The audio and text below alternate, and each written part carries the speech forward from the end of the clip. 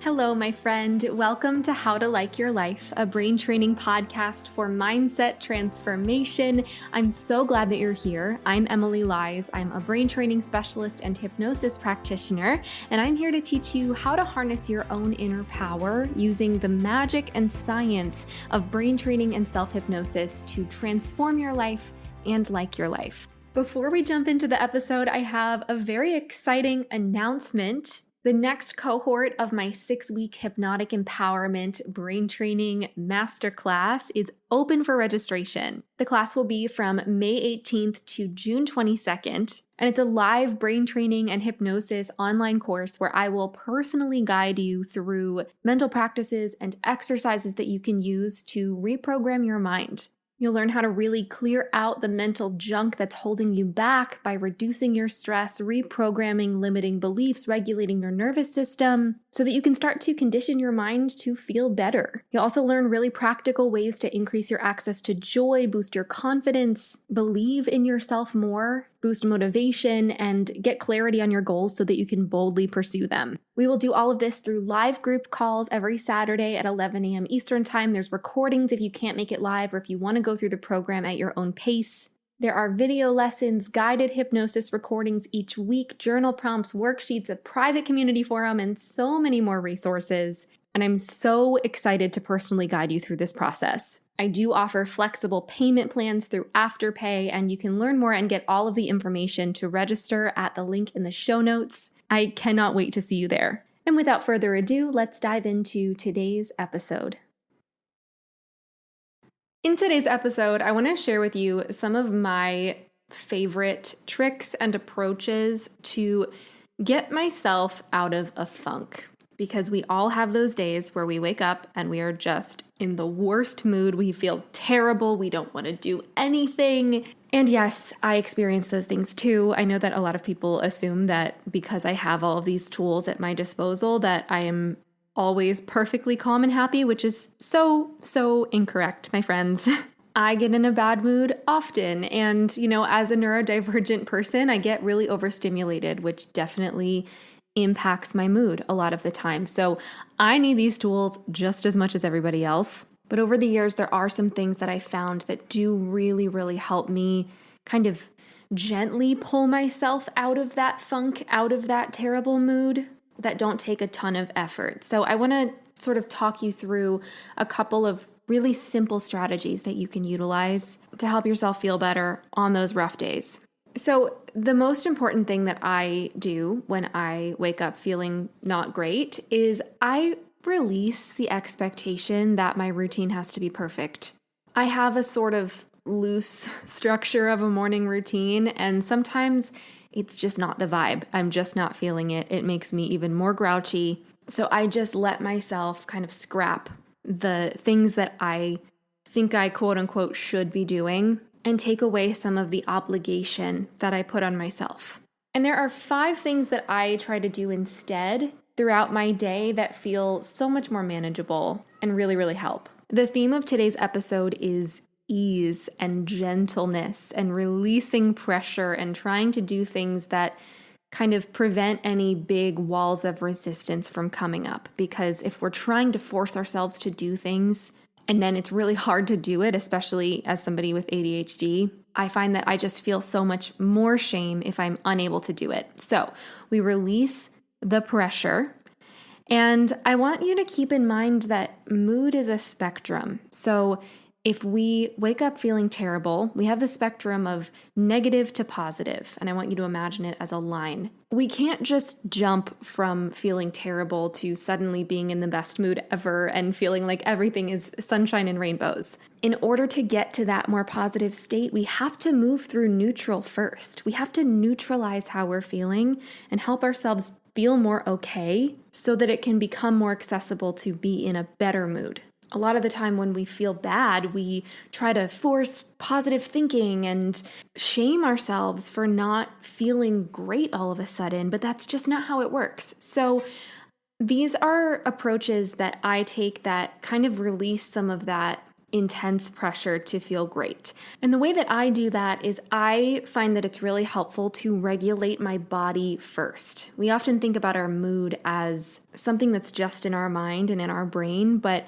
our state of being comes from the mind and the body. It is always interconnected. When our nervous systems are dysregulated, it puts us in a bad mood. It makes us irritable or stressed or overwhelmed or sad. So it can be really helpful to just start by getting out of our heads and doing something for our bodies. So I'm going to share the things that I do. You can take what sounds good for you. You can feel free to adapt this, change it, rearrange the order of these things. The first thing that I do when I wake up in a bad mood is I take a warm shower.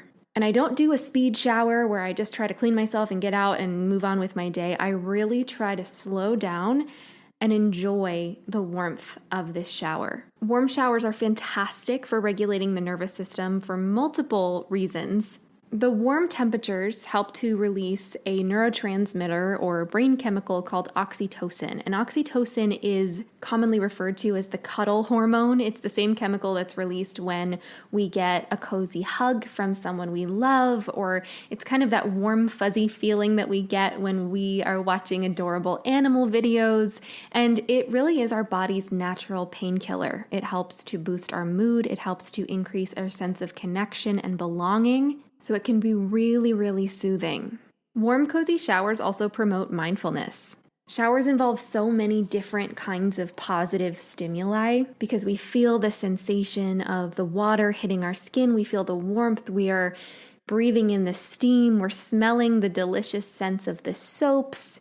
All of these sensory experiences drop us into the present moment right now. And so often when we feel crappy, we are either regretting the past or worrying about the future, and it really allows us to recenter right here and right now and remember in a very embodied physical way, like we are reminding our bodies that we are okay. So taking these long, warm showers, maybe even with some soothing music or with a shower hypnosis that is on my hypnosis app Dawdle, can help you just chill out a little bit without having to force your thoughts to go a certain way.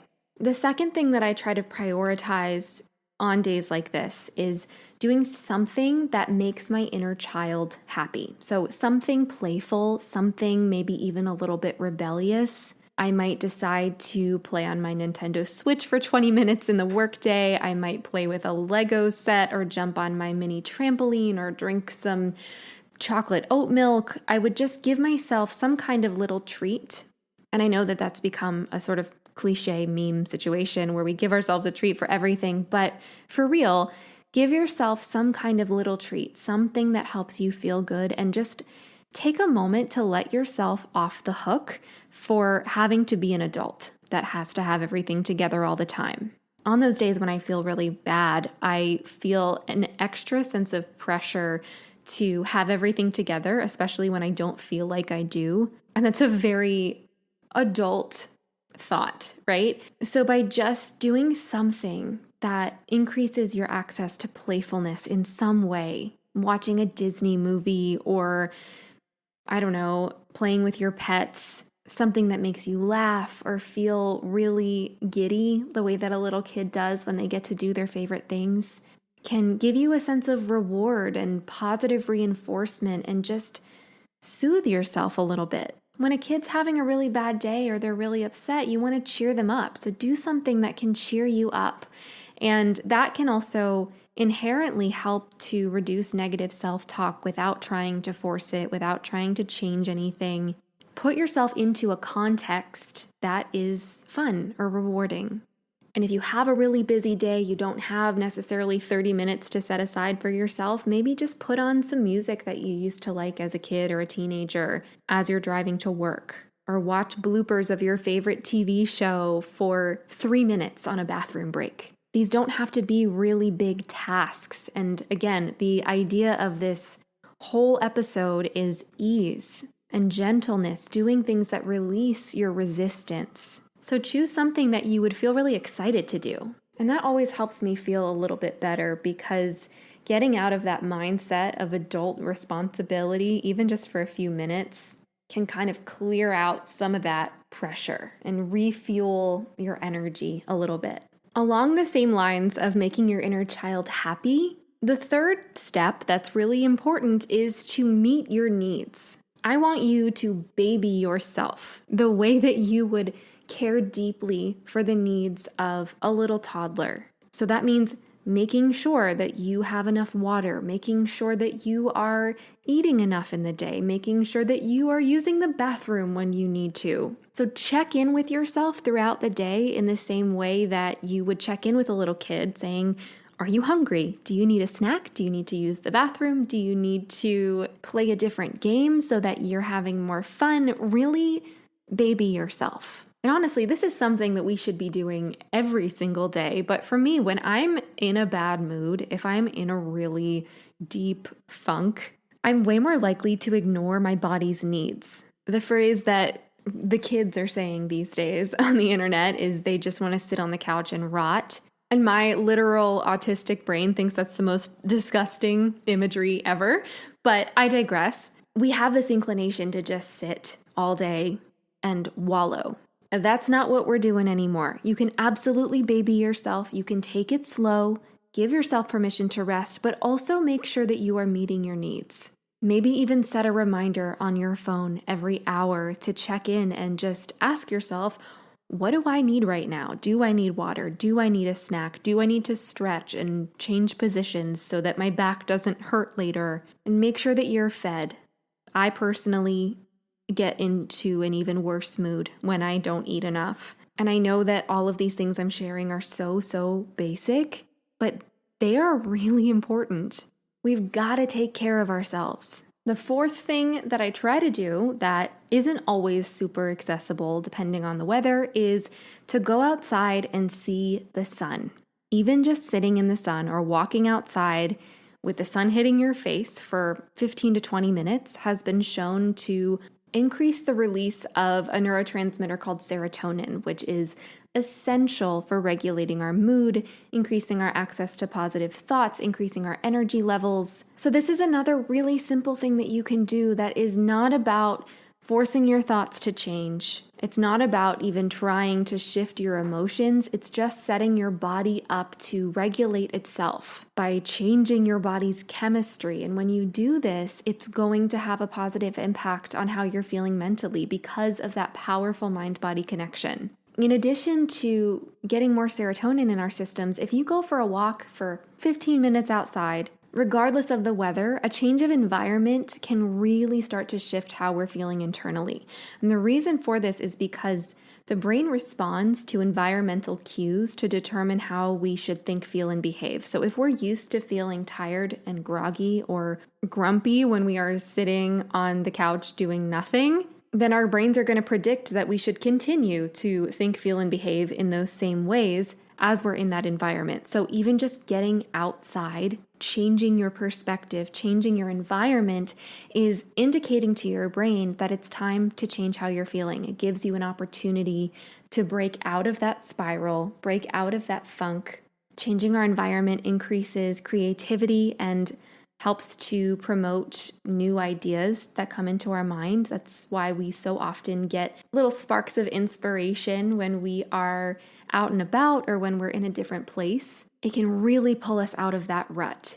If the weather is not conducive to going outside, go to a store, go to a coffee shop, pull your physical body out of your home and take it somewhere else. Just for a couple of minutes, even if you just go into a different room and lay on the floor and look at the room in a different way, it's going to communicate to your brain that something is changing, and that will make it easier to change how you feel in your mind and your body. I'd like to quickly interrupt this episode to share a bit about how you can make it easier to like your life using my hypnosis app, Dawdle. What you might not know is that every single episode of this How to Like Your Life podcast is paired with a recommended guided hypnosis session on the Dawdle app to help you enhance the practices that we're talking about here so you don't have to figure it out all on your own.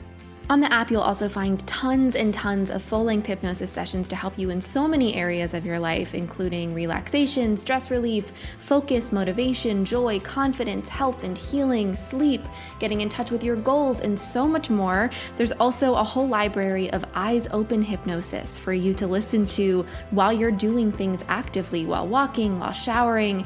There's also a library of mood shifters, which are practices that are under 5 minutes, designed to help you get out of a stress response fast and feel better quickly. So in this podcast, I'll teach you how to like your life, and on Dawdle, it'll become a very easy task. So make sure to try out Dawdle for free for 7 days, and you can find the download links in the show notes. Now let's get back to the episode. And the final thing that I try to do every day, regardless of how I'm feeling, but especially on the days when I'm feeling like crap, is listen to a guided hypnosis session. I personally listen to the guided sessions on my own app, Dawdle. There are so many different resources out there, so you can find what feels good for you, but hypnosis is such a powerful way to get us out of our minds, to get us out of our heads. And I know that that sounds kind of counterintuitive because hypnosis is all about accessing your subconscious mind, but the negative thought loops that we go into when we are in that sort of funk get us stuck in a conscious spiral of negative thinking. And what hypnosis does is it turns down the volume on our inner critic, on our conscious mind. Hypnosis is a tool that can help you deepen your sense of relaxation and focus your attention on experiences that are more supportive to you. And that's what gets us into what's called a hypnotic trance. We are bypassing the critical factor of our mind, turning down the volume on our conscious mind, and opening up our subconscious. And the subconscious is our feeling brain. It is the home to our imagination. And when we open up our access to the subconscious, we become more open to new ideas, new suggestions, new possibilities. And that is a really powerful way to shift our mood without having to force anything, force our thoughts, force our attention, because hypnosis is really something that creates a sense of effortlessness in the changes that we want to make. If you are not familiar with hypnosis, if you've never tried it, I want to assure you that it is not mind control. It's nothing like what you see in the movies. It really feels like a deeply relaxing meditation with a very specific goal in mind. So the difference between meditation and hypnosis is that meditation is a conscious action. We consciously hold our focused attention on our breath or a mantra, and the purpose of meditation is to become more mindful of the present moment in order to create a deeper sense of acceptance for what is happening in the present. Now, hypnosis, on the other hand, feels a lot like meditation. It sounds a lot like meditation when you're guided through it and you're in control in the same way, but the purpose is a little bit different. So hypnosis is actually about disconnecting from the present moment by accessing your imagination. And in this deeply relaxed state, you are then offered suggestions and imagery to change how you're feeling. A lot of people find that hypnosis is a lot easier to do than mindfulness because, again, mindfulness is a conscious effort. And as somebody with a buzzy ADHD brain, I find that hypnosis is one of the very few experiences that allows me to deeply quiet my thoughts. It's such a soothing and effortless process. And so when I am in that kind of funk and I just don't want to have to do any more work to feel better, I can just turn on a hypnosis session and allow the suggestions to kind of get into my mind and help me change the experience that I'm having. One more thing I want to say about hypnosis is that you have full control, which means that every suggestion that's offered is just a suggestion. It's not a command, it's not a demand, so you have full ability to accept or reject any suggestion that's offered. So if I were to tell you to take a deep breath right now, you could choose not to. If I were to tell you to think of a happy memory, you have control over what memory you want to go to and whether or not you want to think about that, whether or not you want to experience it. The same is true in hypnosis. But when you choose to accept certain suggestions, it can be really freeing and really soothing. And it's one of my favorite tools to feel better more often, regardless of how I want to feel. It really is magic.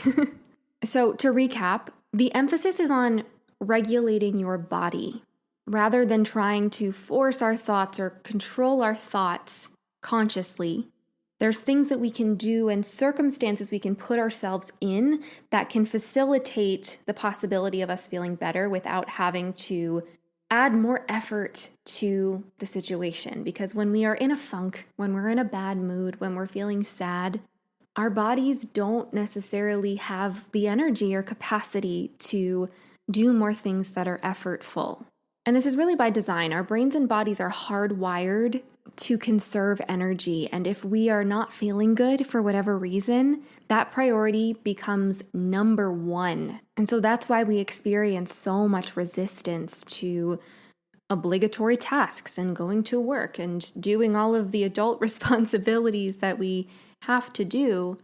And so trying out these simple approaches can help you nurture your body a little bit and soothe it so it can feel more okay, so that it can help you have more energy and motivation and capacity to do the things that you need to do. So take a warm, cozy shower, give yourself permission to enjoy it. If you want kind of a bonus with your shower, I do have some shower hypnosis sessions that you can listen to with your eyes open on the Dottle app, and that can really help to reset your system. Number 2, do something that makes your inner child happy. Do something rebellious, something that makes you feel playful, something that makes you feel like a little kid again. Give yourself a little treat. Number 3, baby yourself. Meet your needs. Make sure that you have food, that you have water, that you have time for breaks. Check in with yourself the way that you check in with little kids. Number 4, see the sunshine. Go outside, go for a little walk. This will give you so many different bonuses. Sunshine releases serotonin. Walking helps you move stress out of the body. Fresh air is so, so good for helping us reset how we're feeling. And a change of environment can really have a positive impact in the way that our brain predicts how we think, feel, and behave. And finally, listen to a hypnosis session. It's such a wonderful way to get out of your conscious mind, get out of your head a little bit, and really drop into supportive experiences, imagined experiences that can help you feel a little bit better, feel a little bit more soothed. You deserve to take time for yourself. You deserve to soothe yourself on those rough days. And we're all going to have days like that. Like I said, I'm a brain training specialist. I've been doing this work for years. I have all the tools, and I still get in a bad mood. I get irritable, I get frustrated, I get stressed out, I get sad, and those days are just going to happen because being human is messy. We are designed to go through our full range of emotional experiences, but that doesn't mean that there aren't things that we can do to help ourselves feel a bit better. The narrative around feeling your feelings is often taken out of context, and people interpret that as don't ever do anything to help yourself feel better, which I totally disagree with. I think that we, of course, should honor and validate every feeling that comes up because every feeling that we're having is real. And we have the ability to help ourselves feel better. If we just resign ourselves to feeling upset and stressed and irritable all the time, that invalidates the agency that we have in our own state. And here's the thing, if these tools don't help you feel better on those days where you are in a funk, that's okay. Not everything's going to work 100%, but there's always things that we can do to help ourselves feel a little bit more soothed, a little bit more comfortable, a little bit more supported in meeting our needs. Because even if taking a shower doesn't boost your mood and help you feel wonderful, it's still good for you, right? The goal isn't always to help ourselves feel 100% amazing. And that's really something I want to drive home with the message of this podcast. I know it's called How to Like Your Life, but our life also comes along with a lot of crap. So liking our lives on the days where we are feeling really terrible isn't going to look the same as liking our lives on the best day of our life. It's about doing what we can to help ourselves feel as okay as we can given the circumstances. I'm a very practical person, so I want to share with you some additional resources that can help support the things that you're implementing from this podcast. Firstly, I have my hypnosis app, Dawdle, which has over 100 guided sessions for so many different areas of your life. And the coolest thing about the Dawdle app is that it's paired with this podcast, How to Like Your Life. So for every episode in this podcast, in the Dawdle app, you will find a library with a suggested guided hypnosis session that matches the theme of the episode. Dawdle is free to try for 7 days. You can check it out, cancel anytime. And all of the info is linked in the show notes. And if you want to take a much deeper dive into brain training and self-hypnosis and work with me to learn how to retrain your brain to really like your life fully, I do have a live masterclass called Hypnotic Empowerment. It's a 6-week online brain training intensive with live group calls, video lessons, new guided hypnosis sessions and brain training practices every week, and so much more. That's designed to really help you clear out the mental junk that is keeping you stuck, so you learn how to reduce your stress, reprogram limiting beliefs, regulate your nervous system, build your confidence, increase your access to joy and motivation, and really gain clarity on your goals so that you can boldly and confidently pursue them. And the next cohort is officially open for registration. It's from May 18th to June 22nd. The live calls are every Saturday at 11 a.m. Eastern Time, but if you can't make it live, that's totally okay. You can access the recordings anytime. You have access to the entire course for a full year. It is truly such a wonderful mental reset in such a beautiful and supportive community. So make sure to check out the link in the show notes to learn more and claim your spot in the Hypnotic Empowerment Masterclass. If you got something out of this episode, if you benefited from this in any way, please make sure to subscribe so you don't miss any future episodes. And if you feel so inclined, please also rate and review this podcast. Ratings and reviews are so helpful for creators like me to reach more people and continue to offer these resources for free, because I really want to make brain training accessible and make self-care accessible, because everyone deserves to like their life. You are so capable of liking your life. You have so many inner strengths within you that can help you feel better. You have been listening to How to Like Your Life. This is Emilie Lies, and it's been so wonderful chatting with you. I hope you have a great week, and I will talk to you soon. Bye, friend.